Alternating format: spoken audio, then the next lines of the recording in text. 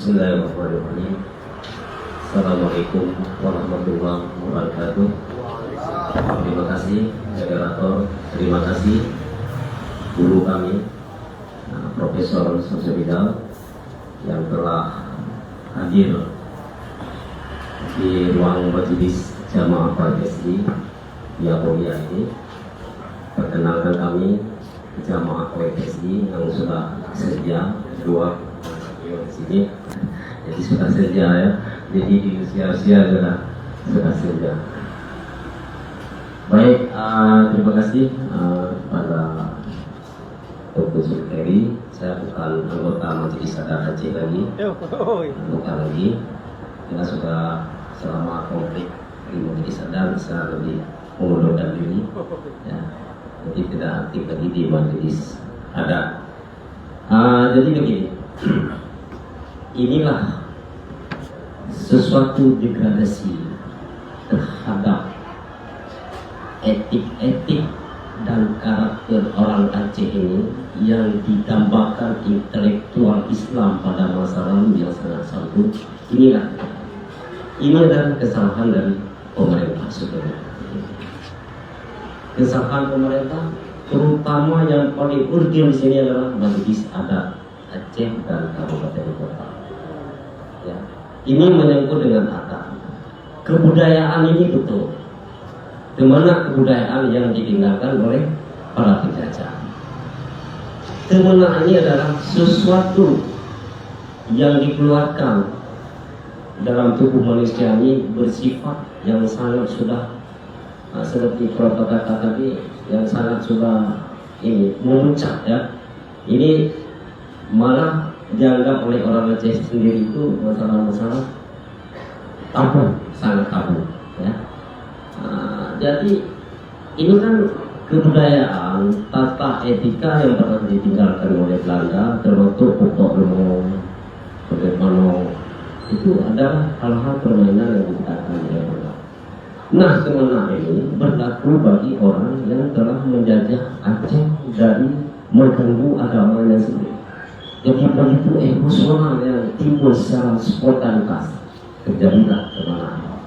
Nah, generasi sekarang akibat kurangnya sosialisasi tentang budaya, etika, dan semuanya tentang adat di kampung-kampung itu sudah dibentuk lembaga-lembaga ada di kampung, tidak berjalan.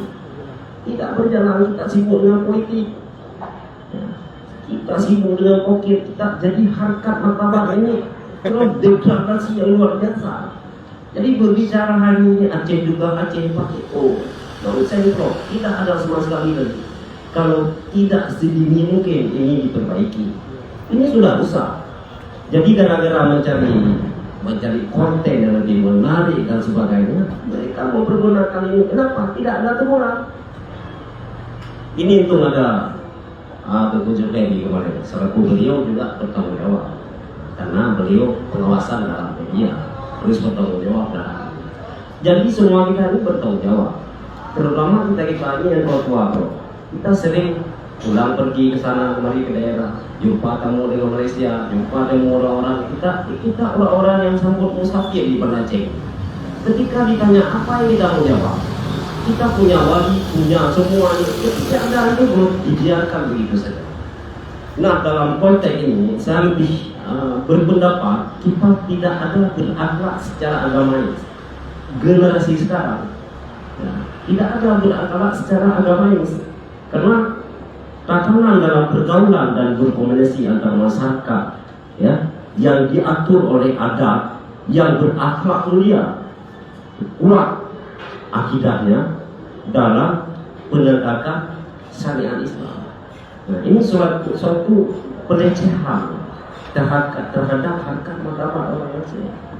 Jadi persoalan korupsi, persoalan yang lain di Aceh menjadi suatu kebanggaan. Inilah degradasi menuju ke titik yang paling nanti titik runtuhnya akhlak dari orang Aceh sendiri. Di mana ini adalah sesuatu yang lahir spontan bagi orang yang sudah sangat membenci dan berlaku untuk kafir yang telah mengganggu Aceh dalam penjajahannya. Nah, urangnya, makanya kata mana, kalau mana orang mana jenak. Kan demena ke di bro udik terapu agama, sabu akidah, sabu jamaah. Jadi itu titik dari yang kita bicarakan hari ini adalah mencerdaskan anak-anak Aceh. Tidak ada sama sekali. Nah, yang kedua adalah dalam adat Aceh ini menyangkut dengan adat adalah berjiwa, ya, berjiwa adatis. Adakah adat di kita yang sangat dipegang, yang sangat sakral, yang menjadi unggulan dari bagian dari kebudayaan Aceh? Jadi yang dilihat Aceh sekarang kan ada unggulannya. Unggulannya apa? Unggulannya agama bagi orang Aceh. Ketika agama ini terganggu, dia bangun akan menyerang. Walaupun dia tidak melakukan ibadah, tidak pernah sholat dan apa. Tapi kalau ini terganggu, orang Aceh akan bangun. Apapun dia akan bangun. Kemudian tidak berjiwa adatis. Yang dimaksudkan berjiwa adatis adalah berpenampilan adatis sesuai dengan norma-norma Islam yang telah dibangun di Aceh oleh para leluhur kita. Kita bukan kemarin untuk masuk Islam dalam umur 25 tahun. Kita dilahirkan dalam Islam. Jadi ini adalah suatu kehancuran dari generasi sekarang. Saya ada akun TikTok, Prof. Saya melihat ada akun TikTok sekarang. Saya melihat bagaimana fenomena ini tidak ada yang tegur, tidak ada yang mendamaikan. Jadi ibarat anaknya Indonesia, anaknya Ramadan. Jadi tata krama kehidupan mereka bebas. Hana sotam di dane mainan bernaceng ilmu Allah itu hana sotam di hana sotam ini suatu kehancuran bagi generasi milenial kalau tidak sedini mungkin. Atau ditegur, atau dibuat diskusi, atau dibuat seminar, atau ditujukan kepada pihak-pihak yang berwenang untuk menangani ini, ya. Kemudian dalam adat Aceh, ya, dalam dia menyangkut harkat martabatnya, ya, tasuk aja ya, bakle lah, jadi bek lemah perut, pusat hana-guna dan sebagainya. Ini menyangkut dengan sangat tabu dalam adat istiadat Aceh. Kemudian ada Aceh ini kan ada peradilan, ada ganjaran-ganjaran yang harus diterapkan. Ini yang tidak ada. Kalau orang-orang yang bersifat ini cuma nak sama Muslim, ini bisa-bisa di mana kampungnya dia kalau ada Aceh bisa diusir dari kampung karena telah merusak semua etika-etika yang telah dibangun oleh buku-buku kita. Ini bertata etika, nah, etika dalam pelaksanaan budaya dan ada istilah Aceh itu penuh dengan ya tatanan beretika yang cukup baik, ya. Saya rasa Prof, ini perlu direspon yang tegas, ya. Perlu direspon oleh sangat tegas, terutama ada lembaga-lembaga istimewa dari Aceh, ya. Ini harus tegas, karena dalam hadis wajah orang tidak perlu banyak untuk memberi nasihat seperti Prof katakan tadi. Orang-orang Muslim, para ulama dulu memberi nasihat kepada orang-orang yang saleh. Jadi sekarang kita memberi nasihat bukan kepada orang-orang yang saleh, orang-orang yang sudah hancur moralnya. Nah, jadi ini ada suatu gerakan, ya, rekonstruksi moral yang secepat mungkin. Paling indah hanalko, paling nangro saling raja. Ini kan mereka sibuk politik, sibuk bapaknya, sibuk itu. Jadi tidak ada yang peduli di anak-anaknya ini. Yang kamu kritik, kamu peduli deh. Kemudian paling kasihan hana harka, ya. Paling kaya hana hima. Itu ungkapan-ungkapan masa lalu yang sangat-sangat singkat, ya. Paling umum hana madu, paling ulun hana agama. Bisa dikatakan ini tidak beragama lagi. Karena dia cara-caranya sudah luar biasa. Jadi meruntuhkan harkat martabat para ulama, para orang-orang cendekiawan Islam yang ada di Aceh, para dosennya, guru-guru besarnya. Ini merugikan Aceh sebenarnya. Walaupun ini main-main, tapi ini bukan main-main lagi. Ketika tamu nanyakan dari mana dari Aceh, apalagi ini kita datang keluar sekarang. Saya baru pulang dari jalan-jalan ke Jogja, kota Beda. Saya pulang dari Aceh. Saya terus terang, saya bukan mau siapa dong. Saya terus terang katakan begitu. Karena yang dianggap di Aceh itu begitu datang orang Aceh, bukan disuruh berdiri di depan jadi imam, bro. Ada Ramadan. Ada hal lain yang dicurigakan. Apa orang Aceh yang wewe misalkan wewe kontrolnya punah jaringan-jaringan itu yang sakit. Memang ini oknum-oknum itu biasa aja dalam bermain. Ini adalah beretika dalam bermedia sosial. Ini sangat merugikan. Ya, mungkin ada hadis-hadis saja seperti yang saya katakan tadi ya. Lagi butuh anu 3 tahun lagi anu yang tujuh tahun. Lagi buka anak pawang, lagi perang anak lima. Jadi hana terlalu itu. Udah bebas dengan menempuh pegang juga ditenak. Kadu juga bukan ron, penyubuhan ron. Ini adalah sikap yang harus direspon oleh lembaga. Ini harus direspon segera. Jadi tatanan dalam kehidupan adat beristiadat budaya penuh menjadi unggulan bagi Aceh, baik secara kekhususan, baik secara syariat Islam. Ini harus diadvokasi, harus ditegur dalam berbagai apapun. Mungkin itu yang saran saya tidak menanyakan kepada Prof. Mungkin ini adalah saran dari saya dan pandangan dari orang-orang tua. Untuk ini adalah oknum. Bukan semua orang itu baik-baik, bagus-bagus orang itu, baik-baik etika. Ini adalah oknum. Jadi oknum ini jangan diikuti oleh generasi yang lain yang tidak tahu bagaimana budaya dan adat Aceh secara kekhususan ini. Ini orang-orang di DPR, orang-orang dari DPR, apa kerjanya sekarang? Yang mau perjuangkan anak-anaknya di sini begitu. Jadi ini sangat apa? Bilang Aceh juga Aceh, tidak ada itu semua. Itu hanya klaim ya untuk mengamankan ranah dari perutnya. Nah, saya tetap kritis, Bro. Berbicara dalam ini tetap kritis atas kebenarannya yang disampaikan. Kenapa kita punya dokumen dan literasi lengkap? Apa buktinya? Kita bisa memberi bukti secara otentik, baik kajian ilmiah dan sebagainya. Adat Aceh adalah menjadi referensi dari negara India dan Jepang. Kita yang menghancurkan diri kita sekarang gara-gara oknum yang mencari uang di media sosial.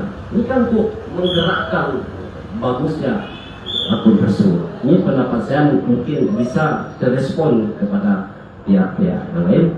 Terima kasih atas kesempatan yang telah diberikan. Assalamualaikum warahmatullahi wabarakatuh. Luar biasa nih penyampaian dari Cik Didi, Kepala Manuskrip Kuno Aceh. Saya kira ini juga sebuah keresahan yang sangat mendalam dari beliau. Insyaallah mudah-mudahan apa yang beliau harapkan tadi bisa diselesaikan oleh pihak terkait dan kita semuanya tentunya. Terima kasih Cik Didi. Ini merupakan pertanyaan terakhir sebelum kita tutup majelis ini, dan langsung kita persilakan kepada Prof untuk merespon pertanyaan terakhir ini sekaligus menutup acara kita pada malam yang mulia ini. Ya, terima kasih Sir Budi, kita bisa berkontribusi malam ini sangat luar biasa. Yang saya tangkap itu intinya adalah paling urun anak agama. Jadi itu yang paling fundamental dari semua yang tadi itu. Jadi kekacauan, kayak kita tidak berinduk, kayak kita tidak bertuan dan sebagainya, kita sudah meninggalkan nilai-nilai agama itu sendiri, nilai-nilai keislaman itu sendiri. Jadi nggak beradat, karena begini, Aceh itu dengan Islam kan nggak bisa dipisahkan, budaya dan pemahaman keagamaan nggak bisa. Nah ketika ini sudah terdistorsi, tergerus, maka tantangan tadi disebutkan apa tadi, generasi yang tidak beretika. Tapi ini kan tidak seluruhnya, itu kita sepakat ya, oknum. Tetapi kan jangan sampai bahwa ada tikus ya lumbungnya yang kita mau bakar ini kan. Jadi kulturalnya ini harus tetap kita jaga. Oleh karenanya saya pikir ya semua pihak ya harus atensi untuk ini. Nggak ada cara yang lain. Jadi keresahan si militer itu adalah keresahan kita bersama sebenarnya dalam konteks apapun ya.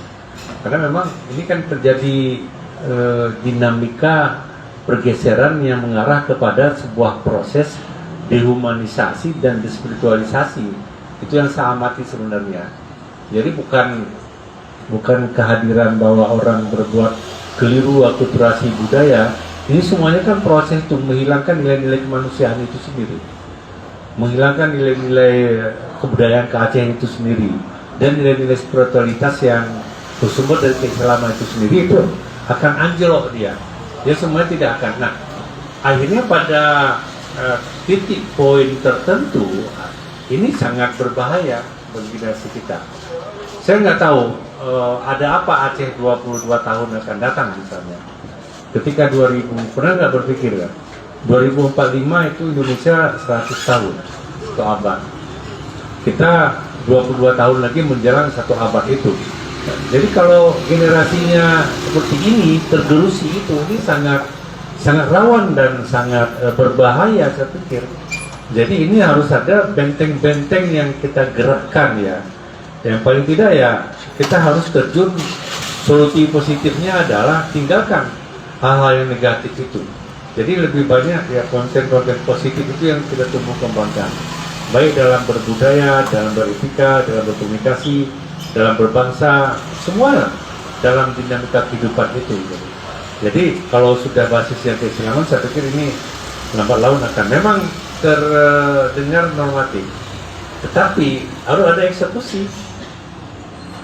Mana legalitas hukum formalnya yang menggagalkan eksekutor untuk mengeksekusi secara tepat, itu harus dipenuhi. Jadi mereka-mereka yang bertanggung jawab yang sudah duduk di sana ya harus seperti itu. Di samping kita harus memberikan advokasi dan edukasi kepada generasi, sehingga oknum-oknum itu yang selemah-lemah kita adalah supaya mereka menerima hidayah dari Allah, kembali kepada yang sesungguhnya, kembali kepada budaya Aceh yang sesungguhnya, kembali kepada keislaman yang dicanangkan oleh Rasulullah. Saya kira itu saja, dan ya mohon maaf bila mana ada kurang di sana sini. Mudah-mudahan kita mendapatkan perlindungan dari Allah Subhanahu wa Ta'ala. Terima kasih Dosi Alfian sebagai penggawa dari KWPS ini. Semoga ini tetap jaya. Saya pikir ini adalah sebuah budaya yang baik. Ya tentu banyak sisi-sisi positif yang akan kita kembangkan yang berfaedah bagi lainnya. Wallahul muwaffiq ila aqwamit thariq. Wassalamualaikum warahmatullahi wabarakatuh. Waalaikumsalam warahmatullahi wabarakatuh. Luar biasa sekali, insyaallah malam yang mulia ini kita dapatkan banyak sekali tausiah-tausiah yang sangat bergizi sekali bagi kita semuanya, bukan saja dari Prof sebagai narasumber kita pada malam yang mulia ini, tapi juga dari semua komentator tadi ya, dari semua jamaah tadi. Saya kira sebuah yang disampaikan tadi hal yang keresahan bersama, yang juga ada ilmu di sana yang bisa kita petik, khususnya juga dari Cimidi sebagai orang tua kita, khususnya di pengajian ini. Oleh sebab itu sekarang sudah sesi kita istirahat ya. Oleh sebab itu mari kita tutupi acara kita pada malam yang mulia ini dengan sama-sama kita baca doa kafaratul majlis. Subhanakallahumma wa bihamdika asyhadu an la ilaha illa anta astaghfiruka wa atubu ilaik. Assalamualaikum warahmatullahi wabarakatuh. Waalaikumsalam warahmatullahi wabarakatuh.